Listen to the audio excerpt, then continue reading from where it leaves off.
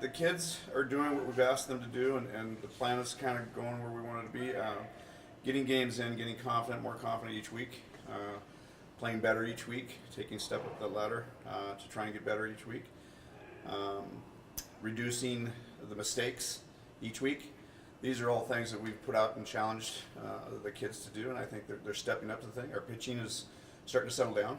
We're starting to figure each other out in regards to myself and the pitching staff, and figure where we best need them and use them. Laura really settled down that last game.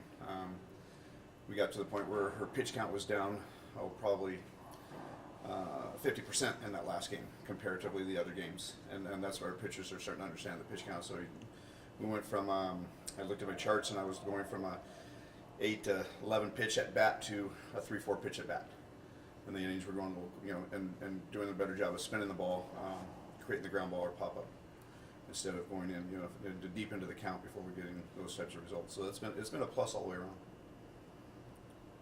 Is it beneficial to see conference teams coming up this weekend, see them early, to maybe see what they're going to bring to you later in the season? There's positive and negative to that. I mean, it's like anything else. You get to see a team at the same time they get to see you. It could hurt you down the road. But yeah, with us, it's I think the most important thing about this time of year is getting those games in that a lot of teams haven't. This will be the first games for most of these teams coming in this weekend. They haven't played yet, and we've now got 9 games underneath our belt.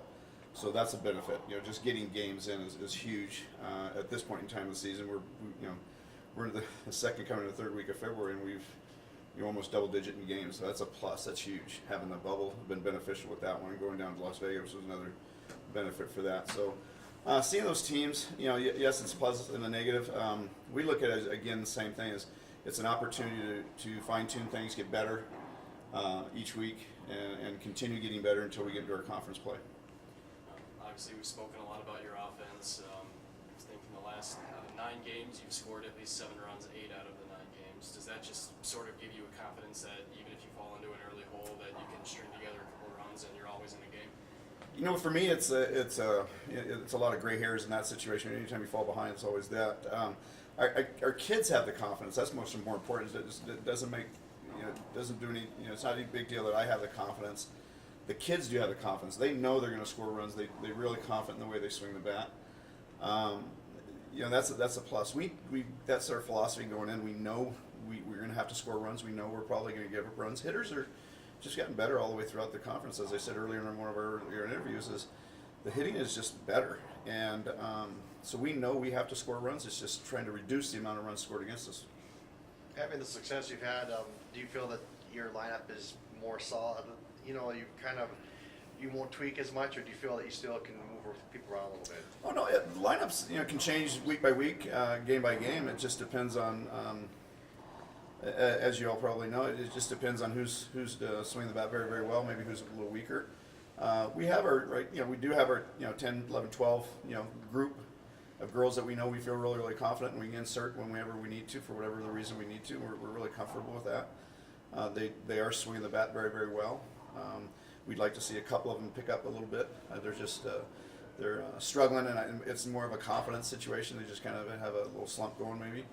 But we do have a pretty good idea of what our lineup is and where our success is, but it doesn't mean we can't adjust a little bit based on somebody's having an off weekend or not.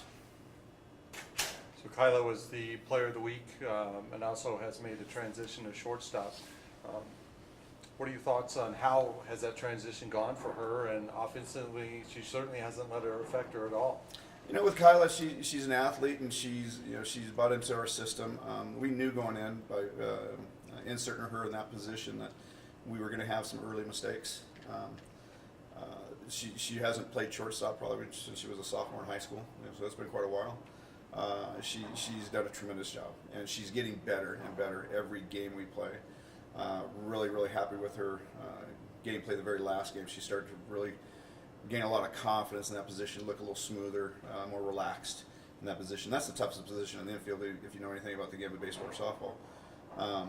She's really taken it and taken pride in that and working hard.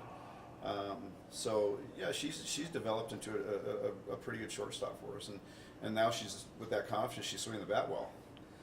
She's doing all the above. It just all relates. Feeling comfortable, a little more confident. She's just it's all relates to her play all the way around, and she earned that spot this week in as regards to Player of the Week. So again, congrats to her in that aspect. She's just earned it. She's worked hard.